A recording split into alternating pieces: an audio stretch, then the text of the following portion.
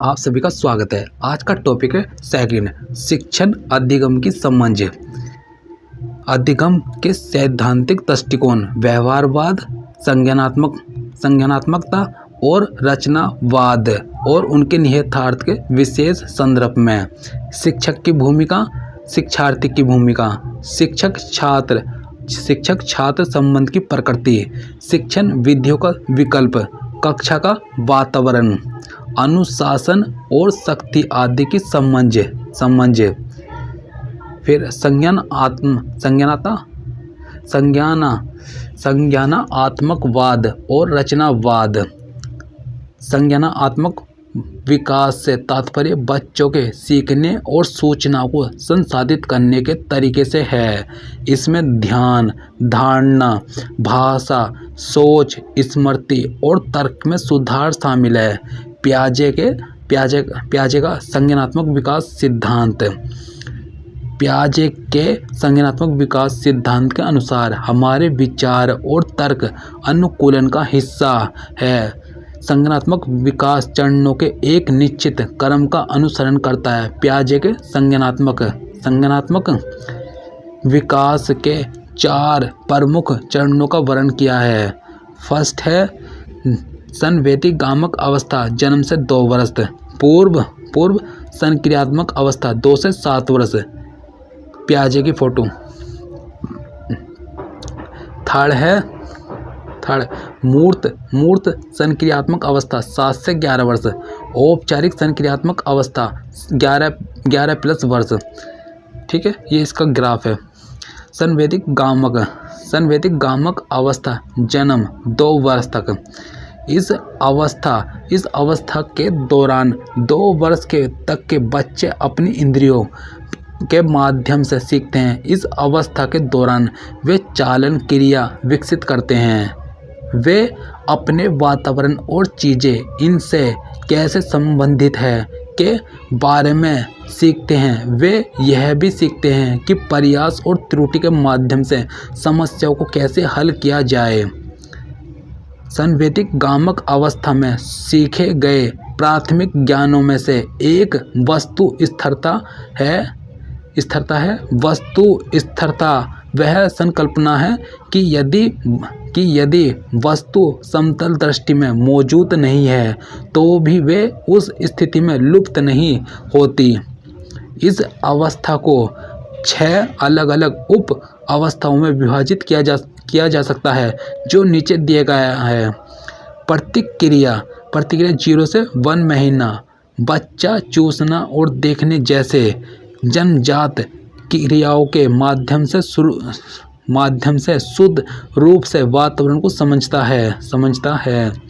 प्रारंभिक वृत्तीय अनुक्रिया 1 से 4 महीना। 1 और 4 महीने के बीच बच्चा अपने स्वयं की क्रिया पर कार्य करता है, जो उन कार्यों के लिए उत्तेजना के रूप में कार्य करता है जिसके लिए वह समान क्रिया के साथ प्रतिक्रिया देता है। और सभी क्रियाएं हमारे चारों ओर होती हैं। गौण वृत्तीय अनुक्रिया 4 से 8 महीना। बच्चा दुनिया पर अधिक केंद्रित हो जाता है और वातावरण में प्रतिक्रिया का पता लगाने के लिए एक क्रिया को जानबूझकर दोहराना शुरू कर देता है।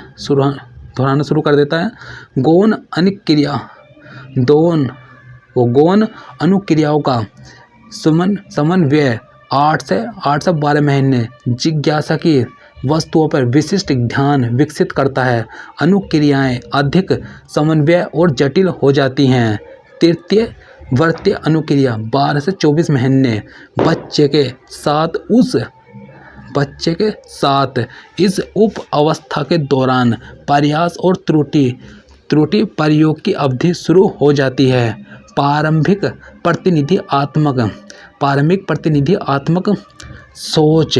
बच्चे अंतिम संवेदी पेशीय उप अवस्था में दुनिया में घटनाओं या वस्तुओं को दर्शाने के लिए प्रतीकों को विकसित करना शुरू कर देते हैं। पूर्व संक्रियात्मक अवस्था 2 से 7 वर्ष।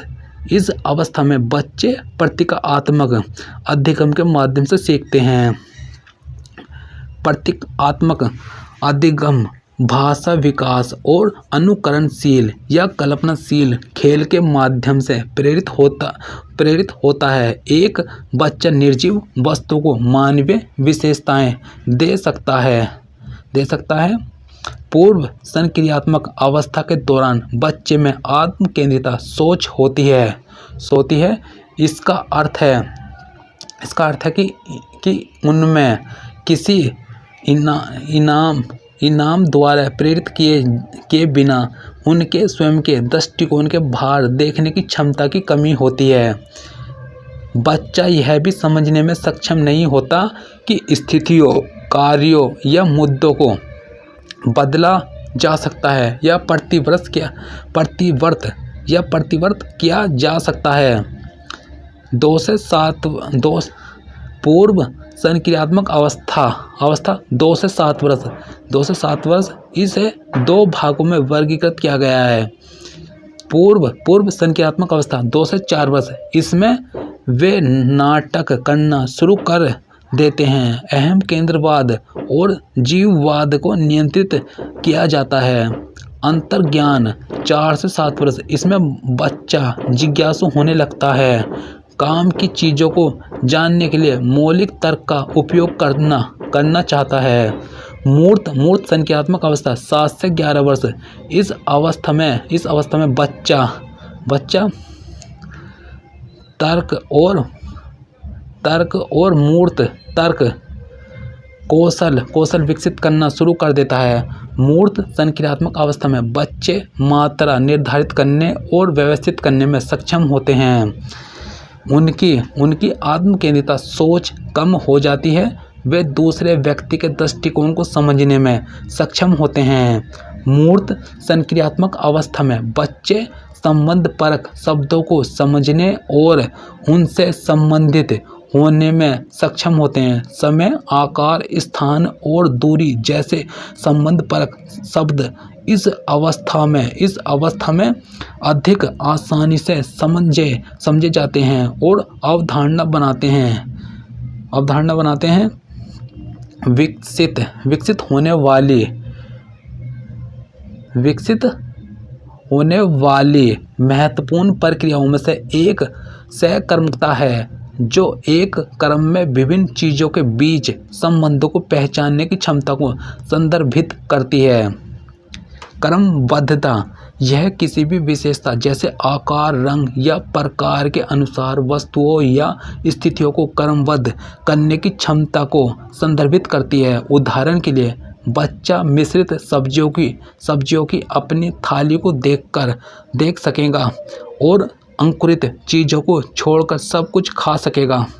संरक्षण पियाजे की विकासात्मक उपलब्धियों में से एक है, जिसमें बच्चा यह समझता है कि किसी पदार्थ या वस्तु का रूप बदलने से उसकी मात्रा, समग्र आयतन या द्रव्यमान नहीं बदलता है। अमूर्त संक्रियात्मक अवस्था 11+। अमूर्त संक्रियात्मक अवस्था पियाजे के विकास के सिद्धांत की अंतिम अवस्था है। इस अवस्था में बच्चे अमूर्त सोच का प्रयोग करने की क्षमता को विकसित करते हैं। वे निष्कर्ष निकालने के लिए विभिन्न दृष्टिकोणों, विचारों और अवधारणाओं पर विचार करने में सक्षम होते हैं।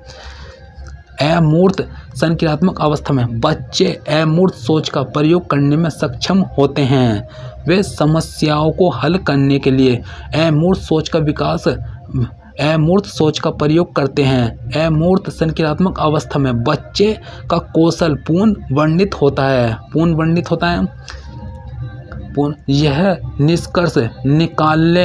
निष्कर्ष निकालने और समस्या को हल करने के लिए विचार के निम्नलिखित रूपों को आसान बनाता है। निगमनात्मक तर्क, परिकल्पित स्थिति। पियाजे के पेंडुलम की समस्या ने किशोरों में काल्पनिक निगमनात्मक तर्क का चित्रित किया। जानकारी के संगठन के माध्यम से समस्या समाधान सूचना, विचार और राय से निष्कर्ष निकालना, सूचित राय बनाने की क्षमता। संज्ञानात्मक विकास के 4 चरण: अवस्था विकास, संवेदी पेशीय, इसमें आएगा 2 से 0 वर्ष संवेदी पेशीय अवस्था। इस अवस्था में शिशु अपनी इंद्रियों के साथ साथ वस्तुओं के साथ शारीरिक संबंधों का उपयोग करके दुनिया के बोध का निर्माण करते हैं। वस्तु स्थायित्व का विकास इस चरण की सबसे महत्वपूर्ण उपलब्धि में से एक है। ये विकास था। अब पूर्व संक्रियात्मक अवस्था 2 से 7 वर्ष विकास में है। बच्चों में स्मृति, जिज्ञासा और कल्पना का विकास होता है। वे चीज़ों को प्रतीकात्मक रूप से समझने में सक्षम होते हैं। घर घर खेलना करना, सोचने में अहंकारिता होती है और दूसरे के दृष्टिकोण पर विचार नहीं करते हैं। फिर है मूर्त संक्रियात्मक अवस्था 7 से 11 वर्ष। अपने स्वयं के विचारों और दूसरों के विचारों के बीच अंतर करने की क्षमता। बच्चे वस्तुओं को उनकी संख्या, द्रव्यमान आदि के आधार पर वर्गीकृत कर सकते हैं। वस्तुओं और घटनाओं के बारे में तार्किक रूप से सोचने की क्षमता विकास में था। औपचारिक संक्रियात्मक 11 वर्ष से अधिक विकास में है। अमूर्त और वैज्ञानिक चिंतन, यह सबसे महत्वपूर्ण अवस्था है जहां मानसिक क्षमताओं को अधिक स्तर तक विकसित किया जा सकता है।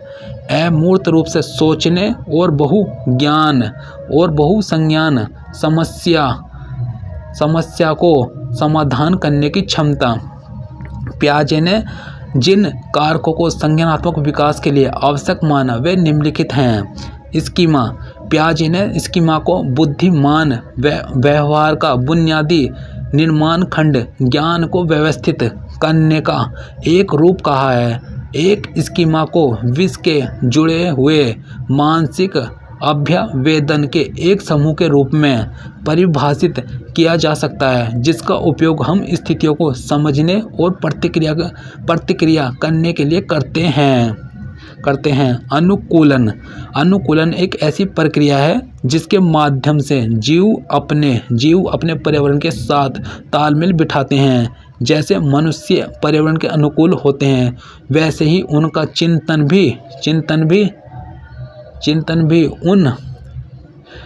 भी उन परिवर्तनों के अनुकूल होता है जो वे अनुभव करते हैं। अनुकूलन में 2 बुनियादी प्रक्रियाएं, समावेश और समायोजन शामिल है। आत्मसात्करण, यह उस प्रक्रिया को संदर्भित करता है जिसके द्वारा मौजूद योजनाओं या संरचनाओं के क्षेत्र में नई वस्तुओं और घटनाओं को समझा या शामिल किया जाता है। समायोजन वह प्रक्रिया है जिसके माध्यम से किसी नई वस्तु या घटना को सीधे पकड़ने या आत्मसात करने के प्रतिरोध को पूरा करने के लिए मौजूद योजनाओं या संरचना को संशोधित किया जाता है। फिर संतुलन में आएगा आत्मसात और सामंजस्य की प्रक्रियाओं द्वारा आने वाले संज्ञानात्मक स्थिरता या संतुलन प्राप्त संतुलन है।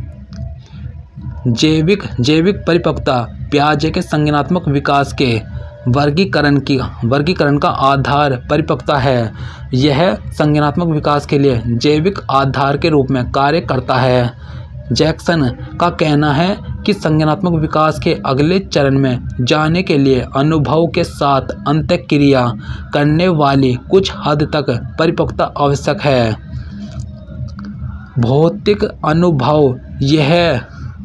अनुभव यह स्वीकार किया जाता है कि वस्तुओं के संबंध में बिना ज्ञान का विकास नहीं हो सकता है। पर्यावरण के भीतर एक व्यक्ति पर्यावरण में वस्तुओं की निष्क्रिय रूप से नकल करके नहीं, बल्कि उन पर कार्य करके ज्ञान प्राप्त करता है। उदाहरण के लिए, जब बच्चा वस्तु के अवधारणात्मक गुणों से सीखता है तो उनके वजन, दोहन के रंग को ध्यान में रखते हुए यह भौतिक अनुभव या प्रत्यक्ष जानकारी है।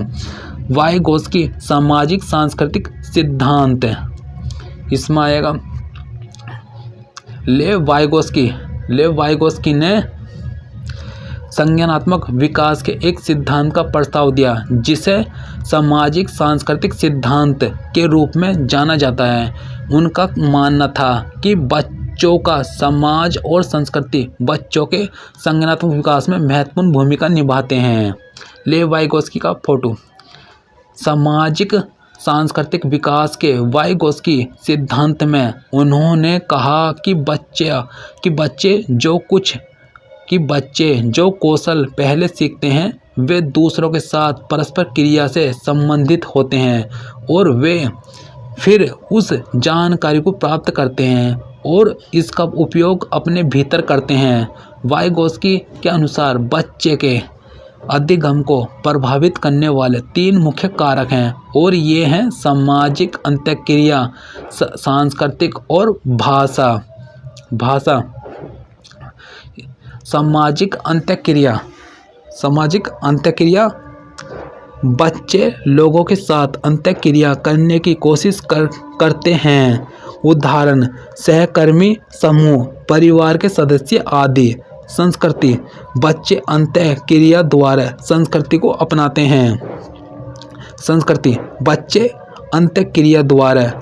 अपनाते हैं। वाइगोत्स्की ने भी सीखने के दौरान छात्रों की 3 बुनियादी जरूरतों का प्रस्ताव रखा। ये नियम है: निकटवर्ती विकास का क्षेत्र, यह एक व्यक्ति के वास्तविक विकास के स्तर के बीच की खाई है जो स्वतंत्र समस्या को हल करने के द्वारा निर्धारित की जाती है, और संभावित विकास के स्तर को वयस्क के मार्गदर्शन में या अधिक सक्षम साथियों के साथ समस्या समाधान के माध्यम से निर्धारित किया जाता है। इसमें ढांचा निर्माण भी शामिल है। पाड़ वाइगोत्स्की द्वारा दिया गया शब्द पाड़ है, जिसमें उन्होंने प्रस्ताव दिया कि शिक्षकों के परिवार, दोस्तों आदि द्वारा बच्चों को उनके अधिगम में अस्थायी मदद दी जाए। वाइगोत्स्की ने दूसरों से अधिक जानकार अन्य MKO को किसी ऐसे व्यक्ति के रूप में परिभाषित किया जिसके पास सीखने वाले की तुलना में खासकर किसी विशिष्ट कार्य, अवधारणा या प्रक्रिया के संबंध में बेहतर समझ या उच्च क्षमता स्तर है। MKO शिक्षक, माता पिता, अनुशिक्षक और यहाँ तक कि साथी भी हो सकते हैं। भाषा के 3 चरण।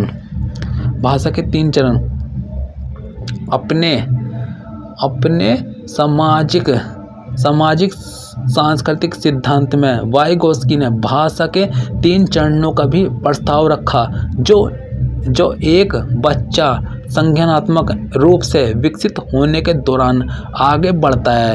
ये चरण निम्नलिखित हैं: बाह्य सामाजिक बोध, फिर निजी बोध, फिर आंतरिक बोध। सामाजिक बोध, यह खुद को अभिव्यक्त करने के लिए बच्चे के बाहरी संचार को संदर्भित करता है। निजी वाक, यह आंतरिक संचार को संदर्भित करता है जिसके द्वारा बच्चे स्वयं को निर्देशित करते हैं। यह साझा ज्ञान को व्यक्तिगत ज्ञान में बदलने का एक तंत्र है। आंतरिक वाक, यह तब उत्पन्न हुआ जब निजी वाक भूमिगत हो गया और मौन आंतरिक वाक में बदल गया। लेव वाइगोत्स्की का सामाजिक सांस्कृतिक परिप्रेक्ष्य अधिगम प्रक्रिया में सांस्कृतिक उपकरणों के महत्व पर जोर देता है। संज्ञानात्मक विकास में सामाजिक सांस्कृतिक वातावरण की भूमिका। यह सिद्धांत का तात्पर्य है कि सामाजिक संपर्क एक प्राथमिक कारण है और यह शिक्षार्थी के संज्ञानात्मक विकास में महत्वपूर्ण भूमिका निभाता है। बच्चे कुशल और जानकार लोगों के साथ बातचीत और सहयोग के माध्यम से सीखते हैं। भाषा पर वाइगोत्स्की का दृष्टिकोण। लिव वाइगोत्स्की ने इस बात पर जोर दिया कि वाणी का अधिग्रहण संज्ञानात्मक विकास के प्रमुख गतिविधि है। उनका मानना था कि भाषा प्राप्त करने से बच्चा अपने उच्च मानसिक कार्यों को संशोधित करता है। पियाजे के अनुसार एक विचार पहले उभरता है और वाइगोत्स्की के अनुसार भाषा का विचार पर गहरा प्रभाव पड़ता है। बूनर का संज्ञानात्मक विकास का सिद्धांत। जेरोम सेमूर बूनर एक अमेरिकी मनोवैज्ञानिक हैं जिन्होंने शैक्षिक मनोविज्ञान में संज्ञानात्मक मनोविज्ञान और संज्ञानात्मक अधिगम सिद्धांत के साथ साथ इतिहास और शिक्षा के सामान्य दर्शन में योगदान दिया है। ये पिक्चर इसकी। उन्होंने संज्ञानात्मक प्रतिनिधित्व के 3 चरणों की पहचान की है, जिसमें शामिल है सक्रिय अवस्था। यह क्रियाओं के माध्यम से ज्ञान के प्रतिनिधित्व को दर्शाता है। करके सीखना मुख्य सिद्धांत है। वे सारे क्रियाओं और स्मृति में और चीज़ों को संग्रहित करके सीखते हैं। प्रतिष्ठ चरण। यह छवियों के दर्शन संक्षेप को संदर्भित करता है, चित्रों को संग्रहित करता है जो दृश्यात्मक है। प्रतीकात्मक चरण। यह अनुभवों का वर्णन करने के लिए शब्दों और अन्य प्रतीकों के उपयोग को संदर्भित करता है। स्मृति में प्रतीकों अनुभव स्मृति में प्रतीकों यानी भाषा के रूप में संचित रहता है। बूनर ने महसूस किया कि अभ्यर्थी के निर्देश को अनुक्रमित किया जाना चाहिए। उन्होंने यह सिद्धांत दिया कि अभ्यर्थी बौद्धिक विकास के 3 प्रमुख अवस्थाओं से गुजरते हैं। अवस्था विशेषताएं। सक्रिय अवस्था। सीखना प्रकृति में मूर्त है। अभ्यर्थी को अपने बारे में जानने के लिए वस्तु में हेरफेर करने की आवश्यकता होती है। प्रतिष्ठ अवस्था। अनुभवों और वस्तुओं को मूर्त छवियों के रूप में दर्शाया जाता है। मॉडल, प्रदर्शन और चित्रों के माध्यम से सीख सकते हैं। प्रतीकात्मक। बच्चे प्रतीकों के साथ अमूर्त रूप से चिंतन की क्षमता विकसित करते हैं। बूनर द्वारा दी गई प्रमुख अवधारणाएं। अन्वेषण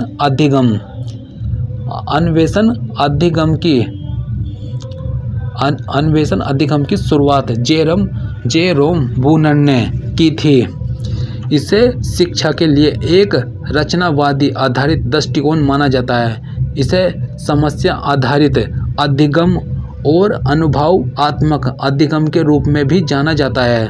अन्वेषण अधिगम पूछताछ आधारित निर्देशन की एक विधि है।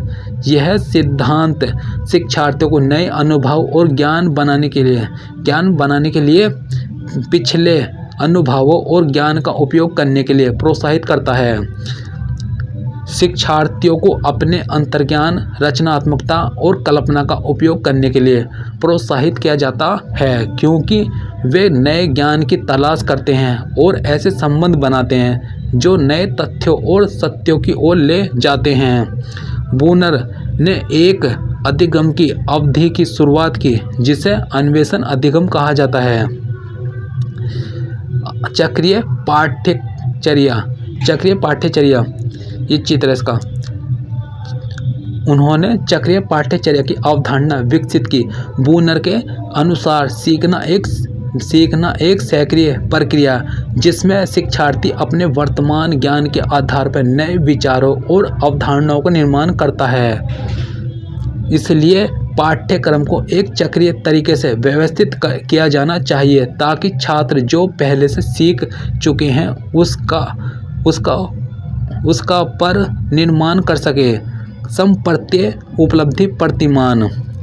समप्रत्यय उपलब्धि प्रतिमान एक निर्देशात्मक नीति है जो जेरोम बूनर के कार्यों पर आधारित है। समप्रत्यय निर्माण के सिद्धांत पर निर्मित समप्रत्यय उपलब्धि प्रतिमान सरचित्त पूछताछ की प्रक्रिया के माध्यम से छात्र अधिगम को बढ़ावा देता है। समप्रत्यय उपलब्धि प्रतिमान एक निर्देशात्मक नीति है जो जेरोम बूनर के कार्यों पर आधारित है। समप्रत्यय निर्माण के सिद्धांत पर निर्मित समप्रत्यय उपलब्धि प्रतिमान सरचित्त पूछताछ की प्रक्रिया के माध्यम से छात्र अधिगम को बढ़ावा देता है। अधिगम का स्वरूप। अधिगम एक व्यापक शब्द है। अधिगम जन्मजात प्रतिक्रियाओं पर आधारित होता है। व्यक्ति जन्मजात प्रवृत्तियों से प्रेरित होकर जो भी क्रियाएं करता है वह अपनी परिस्थितियों से समायोजन स्थापित करने के लिए होती है। मनोवैज्ञानिकों के अनुसार अधिगम एक मानसिक प्रक्रिया है। मानसिक प्रक्रिया की अभिव्यक्ति व्यवहारों के द्वारा होती है। मानव व्यवहार अनुभवों के आधार पर परिवर्तित और परिमार्जित होता रहता है। अधिगम प्रक्रिया की विशेषताएं। अधिगम प्रक्रिया की निम्नलिखित विशेषताएं प्रकाशित होती हैं। अधिगम सार्वभौमिक है। अधिगम एक ऐसी प्रक्रिया जो सभी समयों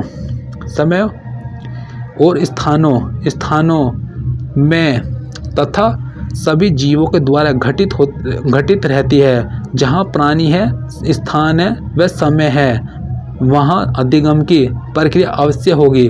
प्राणी प्रत्येक समय कुछ न कुछ क्रिया करता ही रहता है। अधिगम परिवर्तन है।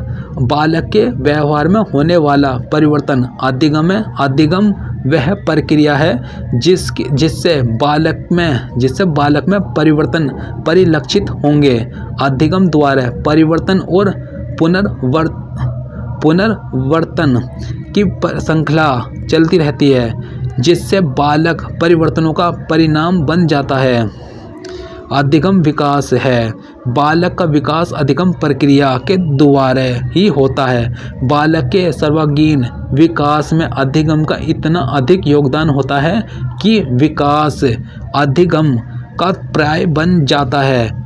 वैसे भी मनोवैज्ञानिकों ने माना कि प्रगतिशील परिवर्तन और संशोधन के रूप में बालक के व्यक्तित्व का विकास होता है जो अधिगम की प्रक्रिया द्वारा संपन्न होती है।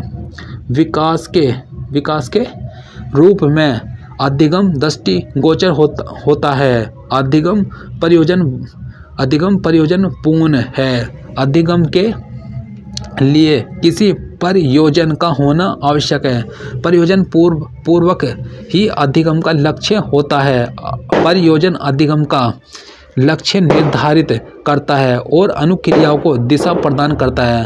अधिगम निरंतर है। अधिगम किसी आयु तक सीमित नहीं रहता और न ही किसी काल विशेष तक सीमित रहता है, अपितु यह सतत आजीवन चलता रहता है। अधिगम रचनात्मक है।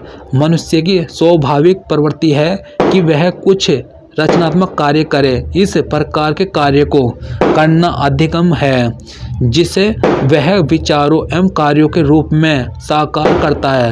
रचनात्मकता व्यक्ति को स्वक्रिया के द्वारा अधिगम की ओर उन्मुख करती है। फिर है इसमें अधिगम उत्तेजना तथा अनुक्रिया के मध्य एक संबंध है। किसी उत्तेजना के साथ सही अथवा वांछित अनुक्रिया का संबंध स्थापित करना ही अधिगम है।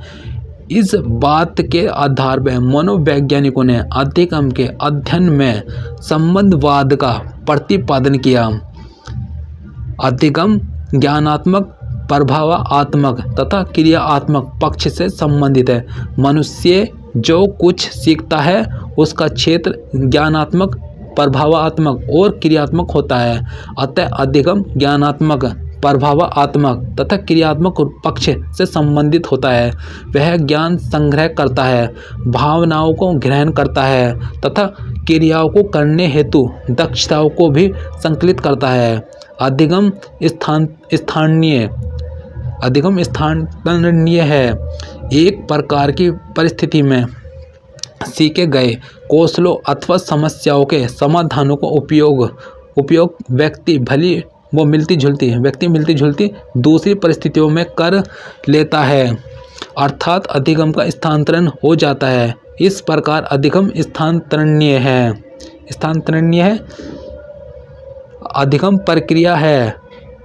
अधिगम प्रक्रिया है। मनोवैज्ञानिक दृष्टि से अधिगम एक प्रक्रिया है जो जीव वातावरण के मध्य चलती रहती है।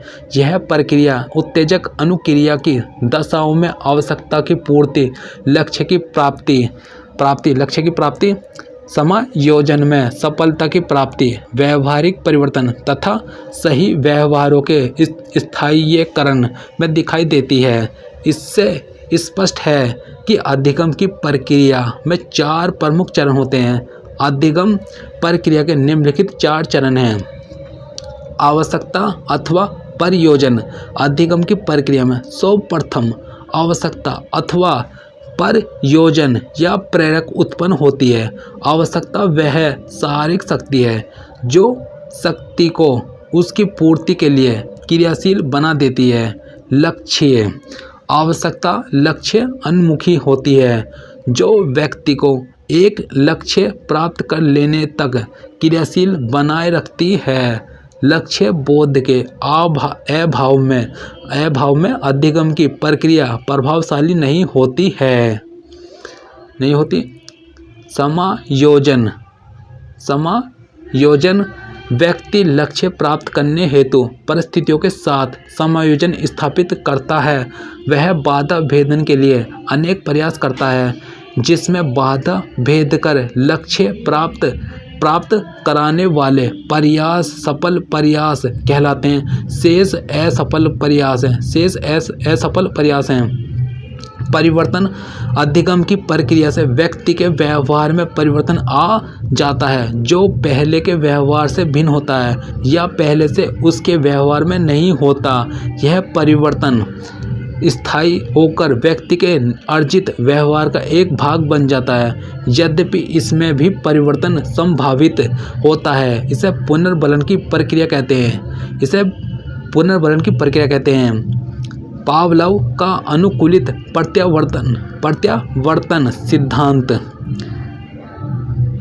इसमें है अनुकूलित प्रत्यावर्तन सिद्धांत का प्रतिपादन I.P. पावलोव 1936 ने किया। वह रूस का निवासी एवं प्रसिद्ध शरीर वैज्ञानिक था। उसे 1904 में पाचन प्रक्रिया पर किए गए कार्यों के लिए नोबेल पुरस्कार प्रदान किया गया था। उसने 2 पुस्तकें तथा प्रकाशित कराई। पावलोव द्वारा किए गए कुत्ते पर प्रयोग के उदाहरण पर आधारित सिद्धांत को शास्त्रीय अनुकूलन सिद्धांत का नाम दिया गया। पावलोव का अनुकूलित प्रत्यावर्तन सिद्धांत। इसमें है पावलोव का शास्त्रीय प्रयोग। पावलोव ने अपना प्रयोग एक प्रयोगशाला में एक कुत्ते पर किया। इस परीक्षण में एक कुत्ते को प्रतिदिन एक निश्चित समय पर भोजन दिया जाता था। भोजन को देखकर कुत्ते की लार टपकने लगती थी। भोजन की प्रस्तुति एक स्वाभाविक उत्तेजक और इस उत्तेजक से लार का टपकना स्वाभाविक अनुक्रिया थी। पावलोव ने दूसरे समय में घंटी बजाई जो एक अस्वाभाविक उत्तेजक और इस उत्तेजना से कुत्ते का भौंकना होना, चौंकना होना, कान खड़े करना आदि अस्वाभाविक अनुक्रिया थी। इसके पश्चात पावलोव ने भोजन की प्रस्तुति और घंटी की आवाज़ एक साथ की, अर्थात स्वाभाविक और अस्वाभाविक उत्तेजक एक साथ प्रस्तुत किए गए, जिससे अनुक्रिया के रूप में कुत्ते ने लार टपकाई। यह दोनों उत्तेजकों की एक अनुक्रिया थी। यह क्रम पावलोव ने प्रयोगशाला में कई बार दोहराया, जिसके द्वारा भोजन और घंटी अथवा स्वाभाविक उत्तेजक और अस्वाभाविक उत्तेजक संबंध प्रत्यावर्तित अथवा अनुकूलित हो गई। अब तीसरे चरण में पावलोव ने केवल घंटी ही की आवाज़ की, अर्थात केवल स्वाभाविक उत्तेजक प्रस्तुत नहीं किया, भोजन प्रस्तुत नहीं किया, तो भी कुत्ते ने लार टपका दी। यहाँ यह बात महत्वपूर्ण है कि भोजन रूपी उत्तेजक घंटी रूपी उत्तेजक में स्थापन हो गई। यही स्थानांतरण अधिगम है, जिसे पावलोव ने अनुकूलित प्रत्यावर्तन का नाम दिया। आज के मनोवैज्ञानिकों ने पावलोव के अनुकूलित प्रत्यावर्तन को शास्त्रीय अनुकूलन की संज्ञा दी है। पावलोव के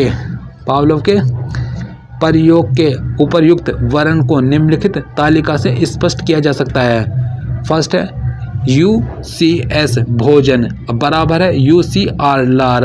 सेकंड है CS घंटी प्लस UCS भोजन बराबर हो गया UCR लार। थर्ड है CS घंटी बराबर CR लार। फिर इसकी पिक्चर, इसमें है विलोपन पावलोव ने अपने आगे के प्रयोगों में अनुकूलित तथा अनानुकूलित उत्तेजनाओं को काल समीपीय के आधार पर एक साथ प्रस्तुत करना बंद कर दिया, अर्थात केवल घंटी बजाई जाती थी और भोजन नहीं प्रस्तुत किया जाता था, जिससे कुछ दिनों के पश्चात घंटी की ध्वनि पर कुत्ते ने लार टपकाना बंद कर दिया। इसे पावलोव ने विलोपन प्रक्रिया की संज्ञा दी है। तात्कालिक पुनः प्राप्ति विलोपन संबंधी प्रयोगों निरीक्षणों में देखा गया कि अनुकूलन पूर्णतः समाप्त नहीं हो जाता, बल्कि अनुकूलित प्रक्रिया में प्रतिरोधन क्षमता का विकास हो जाता है। मॉर्गन और किंग के अनुसार विलोपन अनुकूलन द्वारा अधिग्रहित अनुक्रिया का प्रतिरोधन करने की अधिगम प्रक्रिया है। उदाहरण के लिए, जब कुछ दिनों तक भोजन और घंटी ध्वनि साथ साथ प्रस्तुत नहीं किए गए, तो यह देखा गया कि केवल घंटी की ध्वनि पर कुत्ते का लार स्राव बंद हो जाता है। यह क्रिया विलोपन है, किंतु पुनः भोजन और घंटी ध्वनि को काल समीपी में प्रस्तुत करने पर कुत्ते ने केवल घंटी की ध्वनि होने पर लार टपकाना प्रारंभ कर दिया। यह क्रिया तात्कालिक पुनः प्राप्ति है। प्रतिरोधन अनुकूलन स्थापित करने की क्रिया में वह प्रक्रिया है जिसमें कोई अन्य उत्तेजना अनुक्रिया में प्रतिरोध उत्पन्न कर दे। प्रतिरोधन दो कारणों से हो सकता है। फर्स्ट है आंतरिक कारण, जिसमें कोई आंतरिक प्रतिरोधक तत्व क्रियाशील होता है, तथा बी बाह्य कारण, जिसमें वातावरण का बाहरी कोई प्रतिरोधक तत्व क्रियाशील होता है।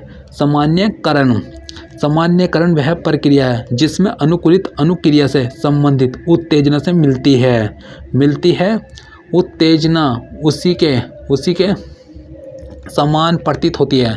उदाहरण, यदि कुत्ता घंटी की ध्वनि पर लार टपकाना सीख गया है, तो वह मेट्रोनोम की ध्वनि पर भी लार टपकाता है, क्योंकि घंटी और मेट्रोनोम की ध्वनि मिलती जुलती है। पुनर्बलन अनुकूलन प्रक्रिया और विलोपन प्रक्रिया में जो अंतर है वह घंटी की ध्वनि के बाद अनुकूलित उत्तेजक भोजन के प्रस्तुत करने का है। इस अंतर से स्पष्ट होता है कि साचार्य दृढ़ सबल हो रहा है या दुर्बल। अनुकूलित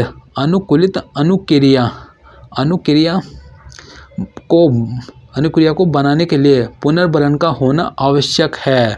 पावलोव के प्रयोग से अधिगम के एक प्रसिद्ध सिद्धांत पुनर्बलन के सिद्धांत का निर्माण हुआ। मनोवैज्ञानिक स्किनर और हल महोदय ने अधिगम के इसी पक्ष प्रबल या पुनर्बलन पर जोर दिया, इसलिए उनके सिद्धांत को पुनर्बलन का सिद्धांत कहा गया है।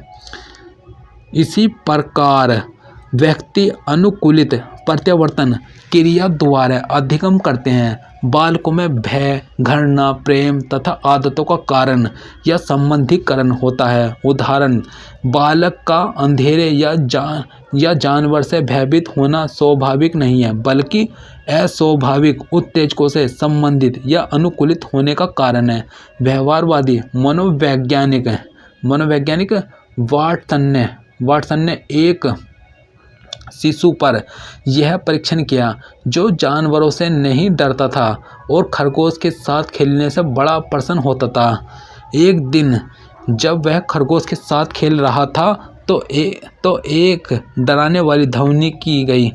इससे बालक डर गया। इस ध्वनि को जब वह खरगोश के साथ खेलता था तो कई बार दोहराया गया।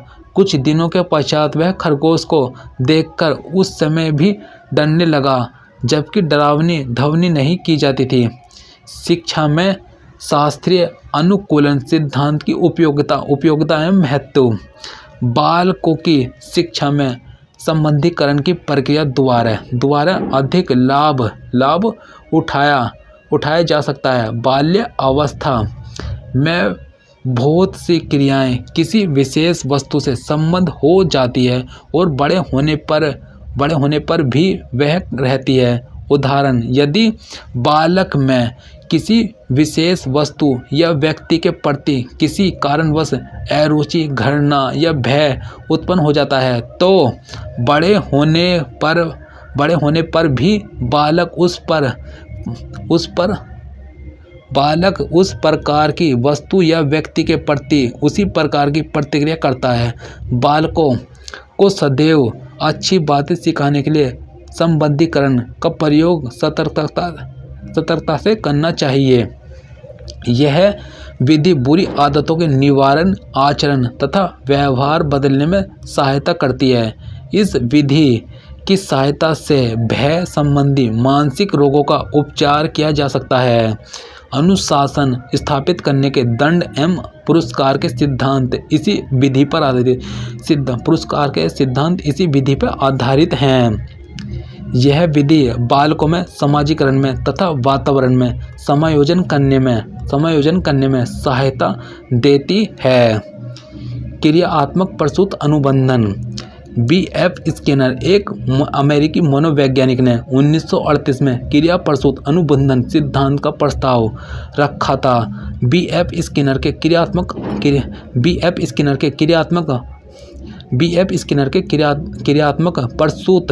क्रिया प्रसूत अनुबंधन पर किए गए प्रयोगों ने उन्हें दुनिया भर में प्रसिद्धि दिलाई। स्किनर ने क्रिया प्रसूत अनुबंधन को अधिगम की प्रक्रिया के रूप में परिभाषित किया जो क्रियात्मक व्यवहार को प्रभावित करती है।